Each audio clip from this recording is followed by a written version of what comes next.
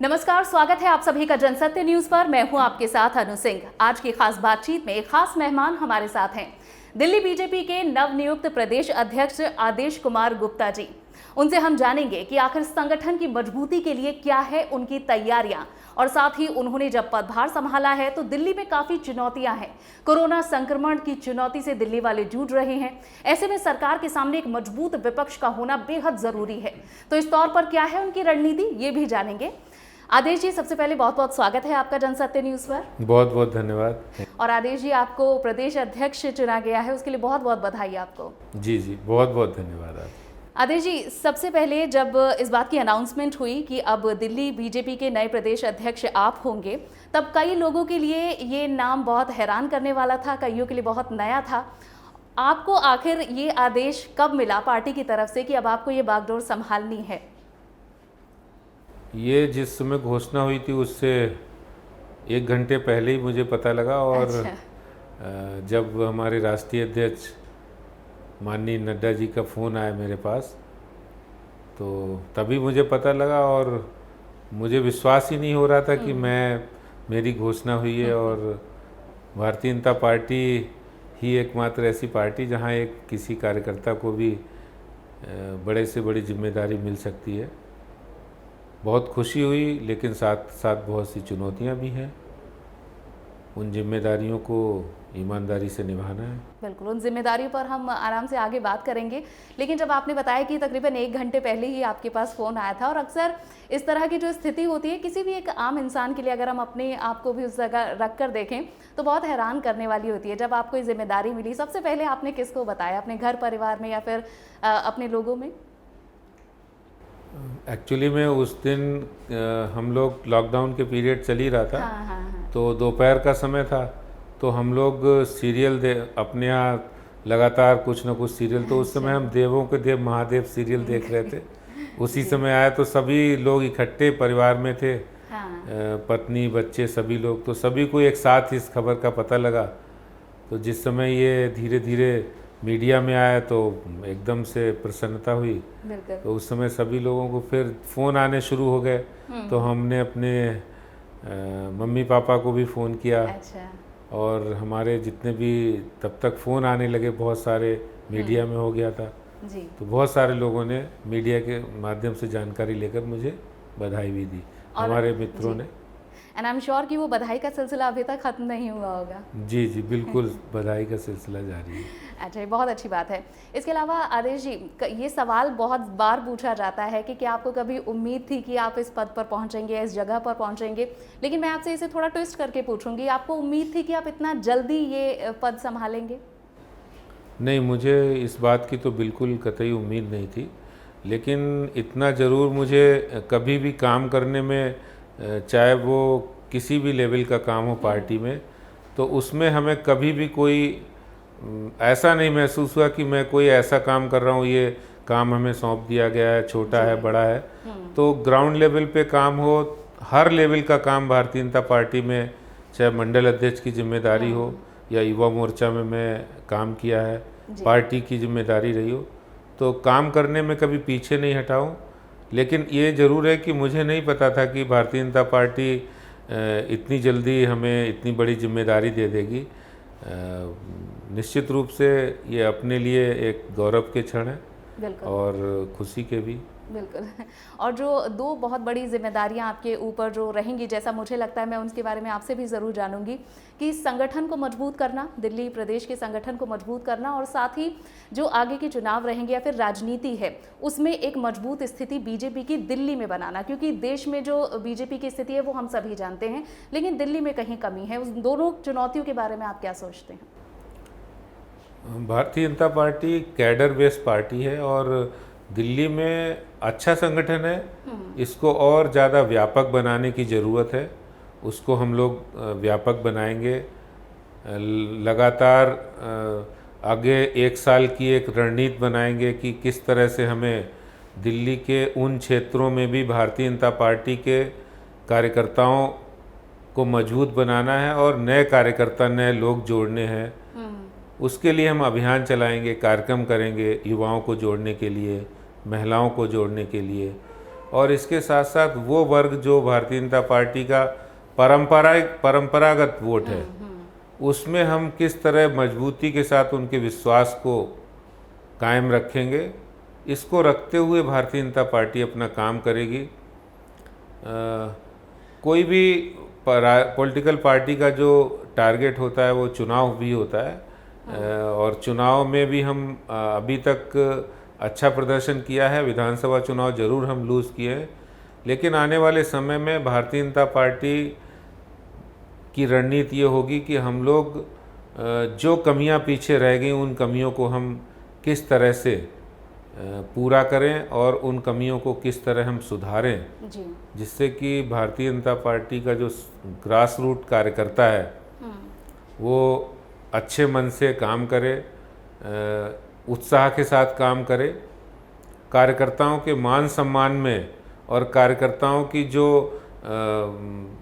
कार्यकर्ता क्या चाहता है वो ज़्यादा उसको नहीं, उसकी जो मुख्य इच्छा होती संगठन में जो उसको सम्मान मिलना चाहिए, और कुछ छोटे मोटे अगर उनके ऐसी समस्याएं भी होती हैं उनका समाधान मिलना चाहिए। तो इन सब के लिए हम लड़ेंगे, और साथ ही साथ दिल्ली में जो जिस तरह की सरकार है वो अपनी बातों से और अपनी करतूतों से लोगों के बीच अनपॉपुलर हुई है। वो इसलिए नहीं कि मैं कह रहा हूँ कि मैं भारतीय जनता पार्टी का प्रदेश अध्यक्ष बन गया हूँ। जिस तरह कोरोना महामारी से लड़ने की बात हो तो वो जिस तरह से बिहेव कर रही है और जिस तरह की उनकी एडमिनिस्ट्रेटिव फेल्योर किया है वो बहुत चिंताजनक है, जिससे कि दिल्ली वाले लोग बहुत परेशान हैं, और जो आशाएं उन्होंने दिल्ली सरकार से लगाई थी, केजरीवाल सरकार से लगाई हैं, वो अपनी आंखों के सामने धूमिल होते देख रहे हैं। बिल्कुल, और उस पर मैं आगे भी बात करूंगी। जिस तरह से एमसीडी और दिल्ली के बीच जो तनातनी चल रही है उस पर डिटेल में आपसे बात करेंगे। लेकिन आपने कार्यकर्ताओं की बात कही कि कार्यकर्ता क्या चाहते हैं, एक जो ऊपर बैठा नेता है वो उसे डिलीवर कर सके और उनकी बातों को सुन सके, समझ सके, उसके अकॉर्डिंग एक्ट कर सके, सबसे ज़्यादा ज़रूरी है। और आपके लिए लगातार कहा जा रहा है कि आप ज़मीन से जुड़े हुए हैं, कार्यकर्ताओं से जुड़े हुए हैं, और ऐसे में ऐसे शख्स का दिल्ली का प्रदेश अध्यक्ष बनना दिल्ली संगठन को मजबूत करने के लिए एक बड़ा कदम है। तो जब से आपने पदभार संभाला है, कैसे लोगों से मुलाकात हो रही है, क्या आपका रूटीन इस वक्त चल रहा है?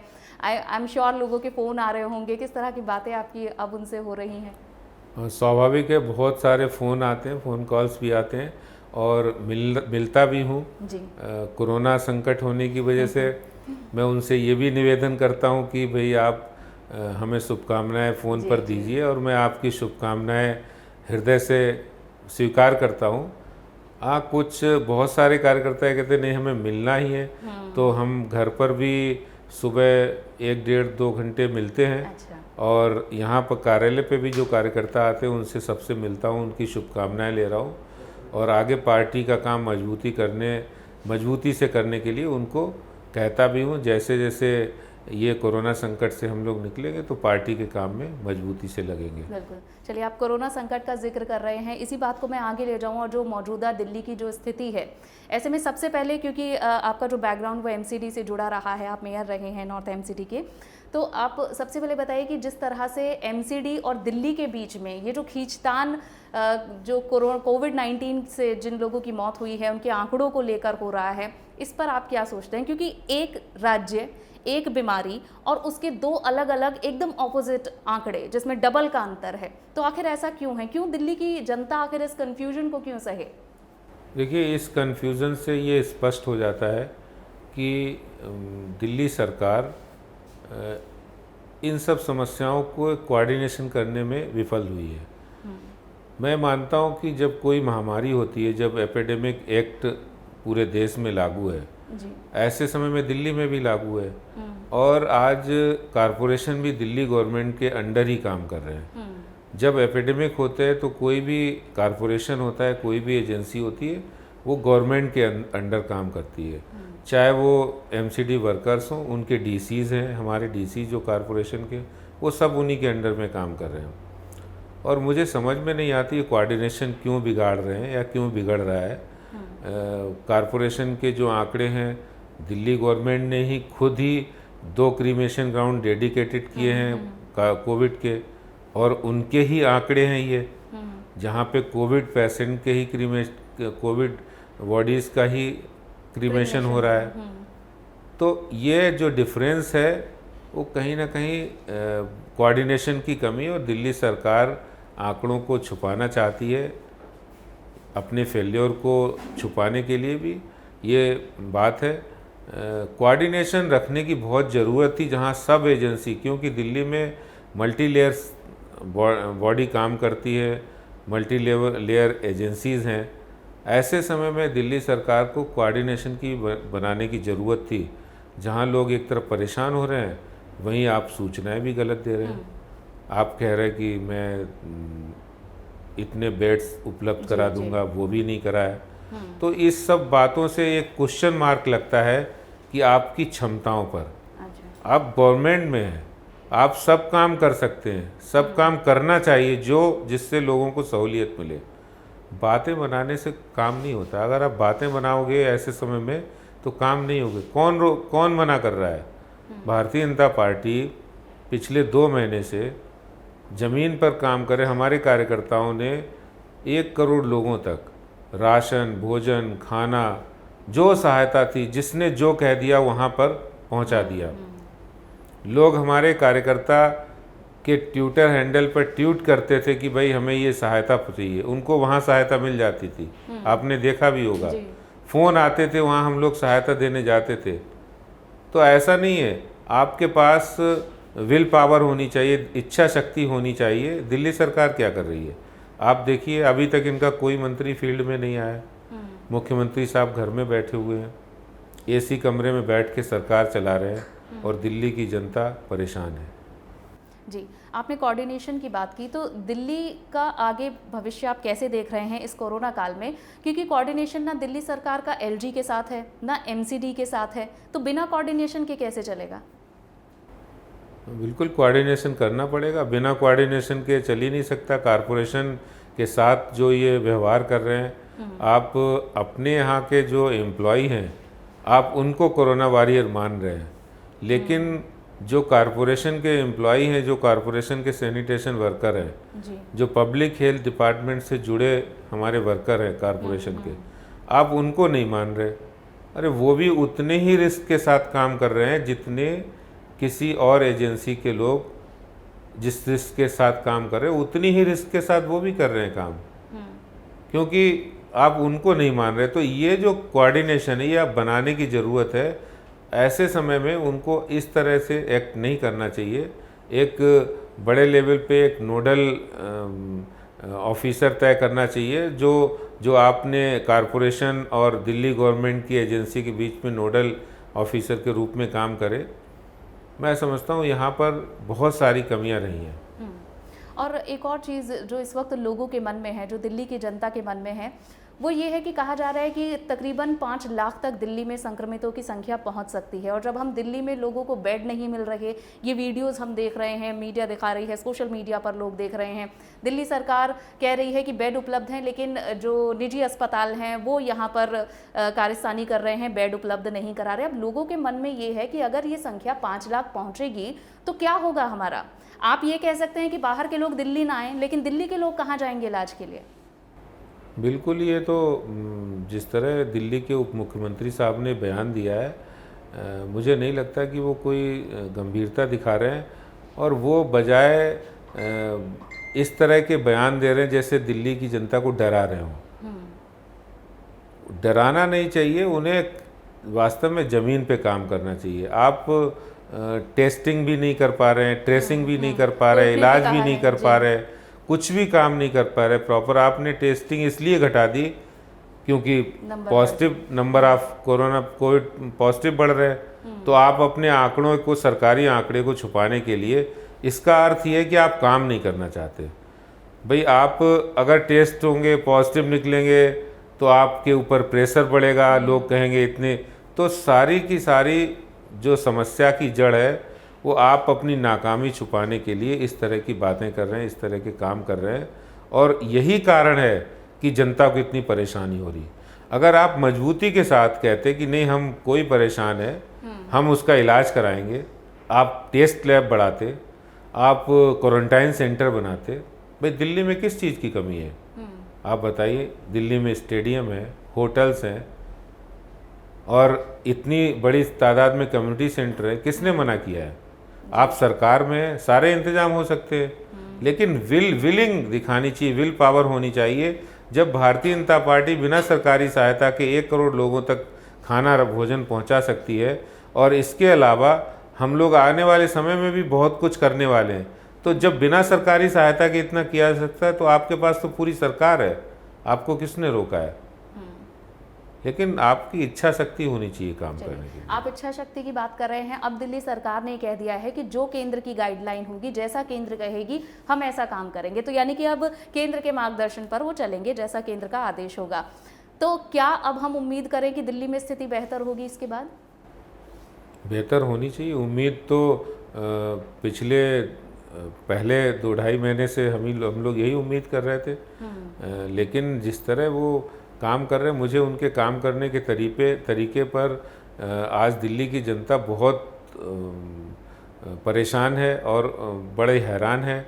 जिस तरह उन्होंने अस्पतालों की बदइंतजामी, जिस तरह के दृश्य देखने को मिल रहे हैं।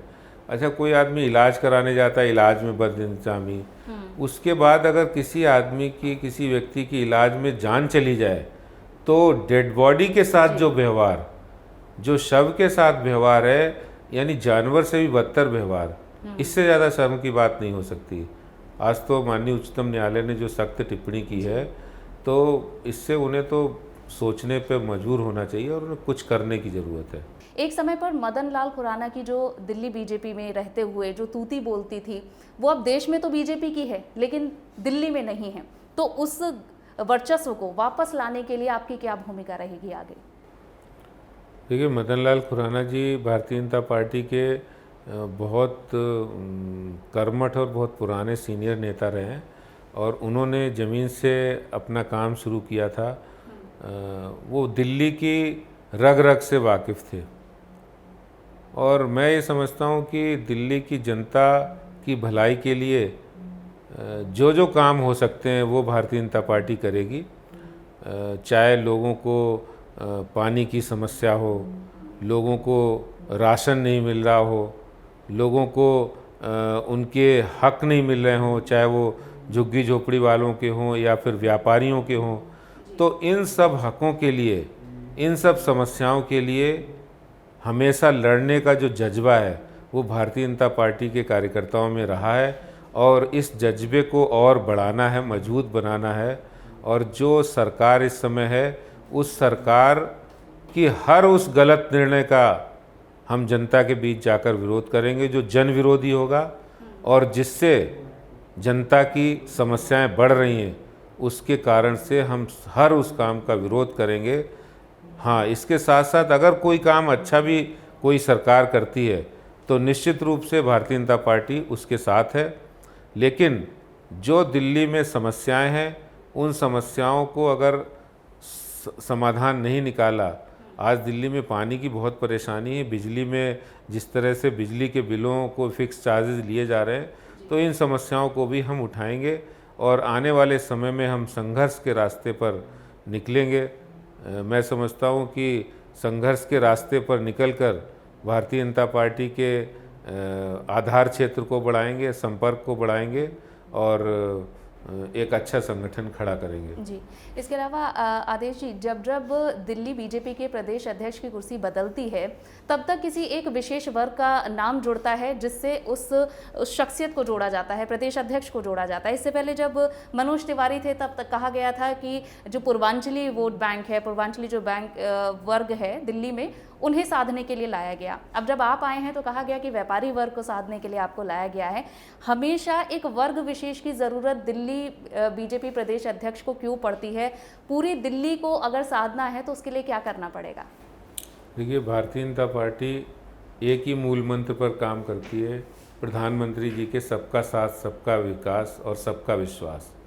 और कभी भी भारतीय जनता पार्टी जातिगत राजनीति नहीं करती है, सबको साथ लेकर ही चला जाता है। और आज जो भारतीय जनता पार्टी पूरे देश में इतना बड़ा संगठन बना है, इतनी बड़ी राजनीतिक पार्टी है, विश्व की सबसे बड़ी राजनीतिक पार्टी, तो वो सभी लोगों के समर्थन से ही बने हैं, सभी लोगों का विश्वास जीता है तभी, क्योंकि हम सबके हक के लिए लड़ाई लड़ते हैं, हम किसी एक के लिए नहीं, सबके हक के लिए लड़ाई लड़ते हैं। अच्छा, चलिए अब क्योंकि इस दफ्तर में आप पहले भी बहुत बार आते रहे होंगे और अब क्योंकि अब आपकी पोजीशन चेंज हो गई है, अब आप दिल्ली प्रदेश अध्यक्ष हैं, तो क्या बदलाव आया है, आपके नज़रिए में क्या बदलाव आया है? और साथ ही जब भी एक नई कुर्सी पर नई शख्सियत आती है तो अपने अनुसार कुछ बदलाव किए जाते हैं, तो क्या कुछ दिशा निर्देश आपकी ओर से भी दिए गए हैं? नहीं, मेरी ओर से कोई दिशा निर्देश नहीं। सभी कार्यकर्ताओं से पहले भी मैं मिलता था और आज भी मिलता हूँ। ये है कि हो सकता है उनके नज़रियों में कोई फ़र्क आया हो, मेरे नज़रिए में तो कोई फ़र्क नहीं है। अच्छा, तो जैसे आप पहले लोगों से मिलते थे उसी तरह से आगे बढ़ते रहेंगे। ठीक है, मैं अब आपसे जानना चाहती हूँ कि यहाँ से आगे क्योंकि दिल्ली की परिस्थितियों को देखते हुए और जो प्रदेश संगठन है उसकी स्थिति को देखते हुए कौन सी प्रायोरिटी वाले काम हैं, कौन सी प्राथमिकता वाले काम हैं जो आप आगे बढ़ाएंगे?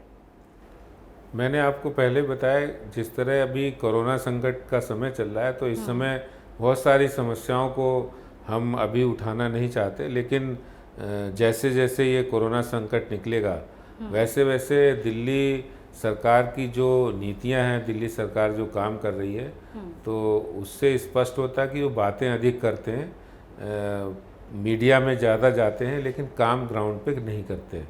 तो उन समस्याओं को हम उठाएंगे जो वास्तव में लोग जिससे परेशान हैं, चाहे वो झुग्गी झोपड़ी का काम हो, चाहे व्यापारियों के क्षेत्र में काम हो, जो दिल्ली सरकार को करना चाहिए। दूसरा, संगठन के कार्यक्रमों से विभिन्न आयामों के माध्यम से विभिन्न आयामों को समावेश करते हुए हम संगठन के विस्तार के लिए काम करेंगे, उसके लिए कार्यक्रम बनाएंगे, कार्यकर्ताओं के प्रशिक्षण का काम चलेगा।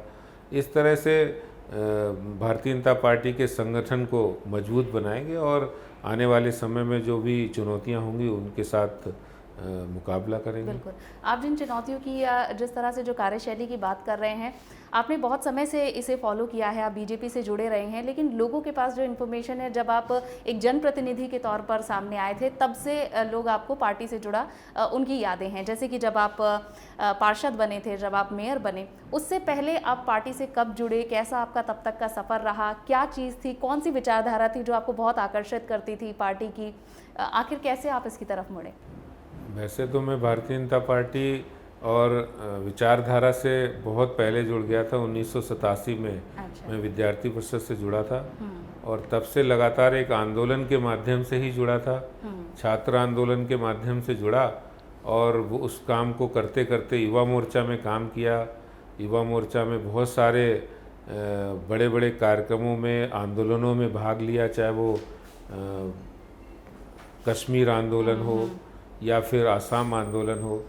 इसके साथ साथ कुछ समस्याओं पर, जो निरंतर समस्याओं पर आंदोलन हो, हमने एक पानी के लिए भी दिल्ली में एक बड़ा आंदोलन किया था। हमारे एरिया में पानी नहीं आता था। अच्छा। तो उसके लिए भी बड़ा आंदोलन किया जल संघर्ष समिति के माध्यम से। तो तमाम कार्यक्रमों और आंदोलनों के माध्यम से भारतीय जनता पार्टी में जुड़कर आज जब चुनाव लड़ने का मौका मिला, ये बात सही है कि संगठन में काम करते हुए उतने लोगों से नहीं परिचय होता है, लेकिन जब आप चुनावी राजनीति में आते हैं तो उसमें अधिक लोगों से परिचय होता है।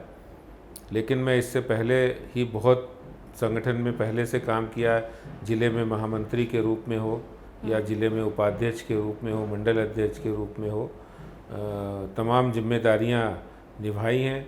और जनता की जो नब्ज है, जब कॉरपोरेशन का चुनाव लड़ा तो उसमें ज़्यादा समझ में आती है, क्योंकि कॉरपोरेशन में ग्राउंड लेवल पे काम किया जाता है और ग्राउंड लेवल पे आप लोगों की जो वास्तविक समस्याएं हैं वो समझ में आ जाती हैं।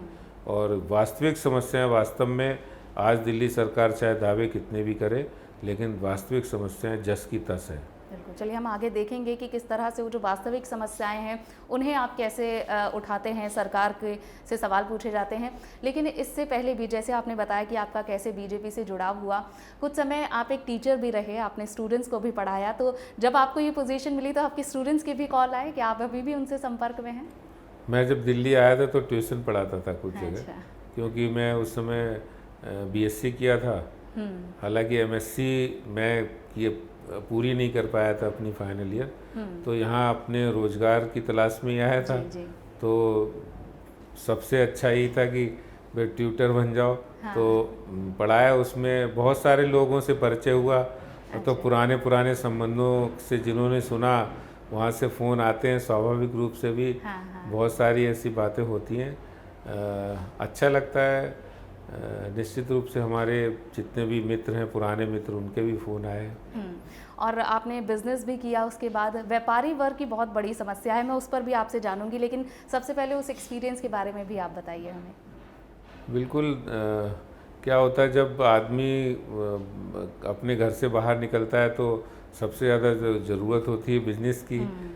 रोज़गार नहीं होगा तो वो क्या खाएगा और क्या करेगा। तो अपने परिवार के लिए तो करना ही पड़ता है, और उसको हमने अच्छी तरह से किया भी है। लेकिन साथ के साथ मैं संगठन से भी जुड़ा रहा और बिजनेस को करता रहा। मुझे लगता है कि बिजनेस करते करते भी हमें बहुत सारा समय हमने पार्टी को दिया है। बिल्कुल। और जब मैं आपकी पर्सनल लाइफ के बारे में पूछती हूँ, आपके चेहरे पर मुस्कान आ जाती है। इससे पता चलता है कि आप उससे कितना ज़्यादा इमोशनली अटैच हैं।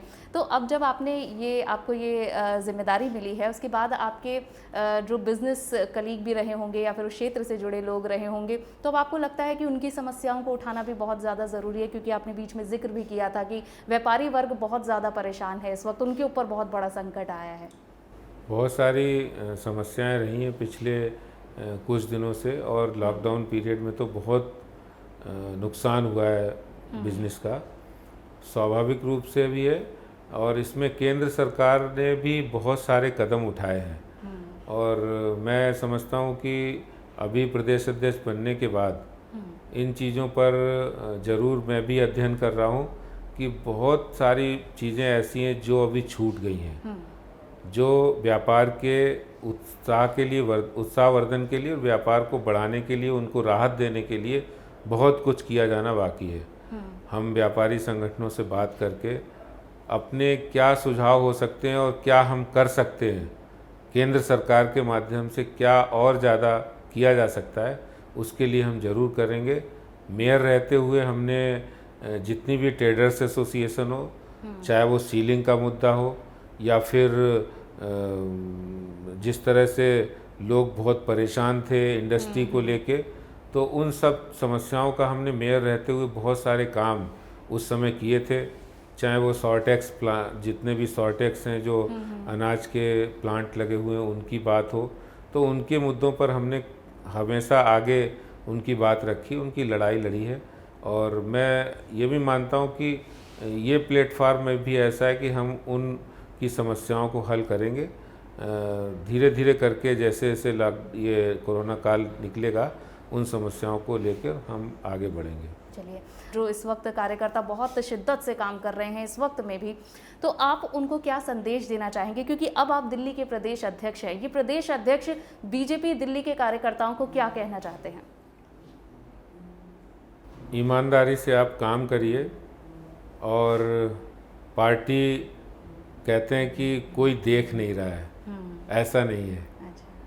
तो यहाँ से सभी कार्यकर्ताओं के जो काम करते हैं उनका विश्लेषण होता है, और अच्छे कार्यकर्ताओं को जो समर्पित भाव से पार्टी का काम करते हैं, ईमानदारी से काम करते हैं, जिनके अंदर कैपेसिटी है, जो अपनी विशेषताओं के कारण पार्टी में अब जिनका बहुत योगदान होता है, ऐसे युवा वर्ग के लोग हों, ऐसी हमारी बहनें हों, महिलाएं हों, ऐसे हमारे किसी भी वर्ग के लोग हैं, उनको सबको लेकर हम एक अच्छी टीम बनाएंगे और अच्छा काम करेंगे, जिसमें नए लोगों का समावेश भी होगा और पुराने लोगों का एक्सपीरियंस भी होगा, और इसके साथ साथ ईमानदारी से, कमिटमेंट के साथ पार्टी की विचारधारा को आगे बढ़ाने वाले लोगों का साथ लेंगे।